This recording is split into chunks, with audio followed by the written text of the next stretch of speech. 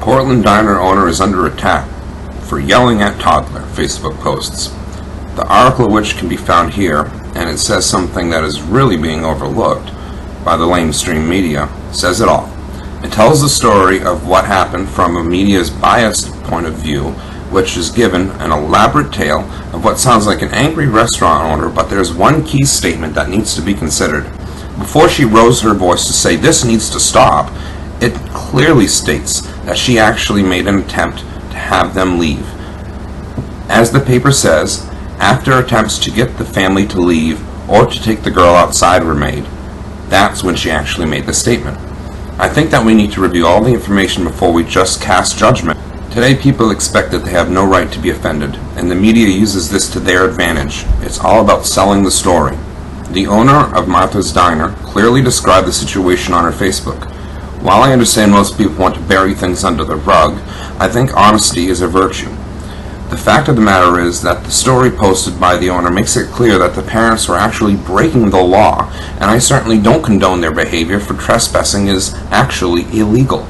The owner had hinted to the parents that it was time to go by offering a check, and the parents ignored that request and simply continued talking and ignoring their child. Did they think for 1 second to give that child the pancakes that were in front of them was in front of the child on the table? No.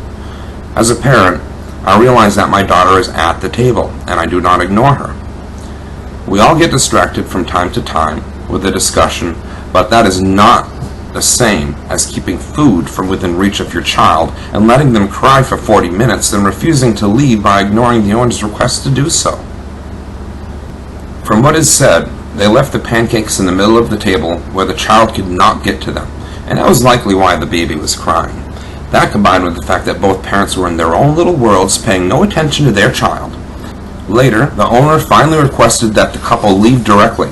Just like in our own home, if we ask someone to leave, it's time for them to leave. After the parents ignored this, the owner did indeed raise her voice and say that this has to stop. If someone wouldn't leave my house, I might just raise my voice too. Who wouldn't? The parents ignored the owner after the first hint.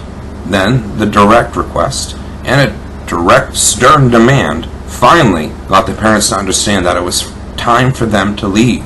Instead of calling the police and charging these parents with trespassing, she handled the problem herself. Would it have been better if on her part she called the police?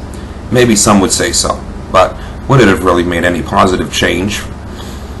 The law states that a person is guilty of trespassing if he or she remains in any place in defiance of a lawful order to leave that area that was personally communicated to that person by the owner or another authorized person.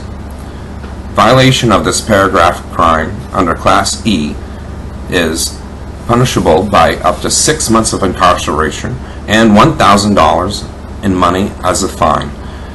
This information was taken directly from the state of Maine on the laws of trespassing, which the owner likely knows about, as most business owners do. Instead of charging them with a crime, she gave them a wake-up call.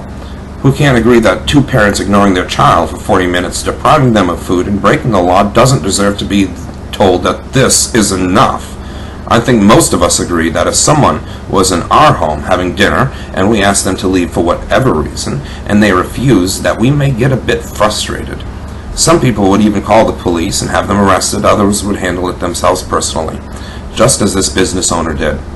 Despite what the owner writes on Facebook, we need to remember that we all have a freedom to speak and a freedom of speech under the First Amendment. If she's upset, she has every right to be. When the media smears people and demonizes them, shouldn't they be upset? I stand by our First Amendment, and we have a right to be offended by someone, but for the media to demonize someone for telling two inept parents to wake up, well, I say shame on our media and shame on the parents for treating their child like a pet, ignoring it until they wanted its attention. In my opinion, despite anything the owner may say or post online about her experience at work that day, if anyone has any apologizing to do, it's the parents. They owe it to the owner and also to the child, but we know that will never happen.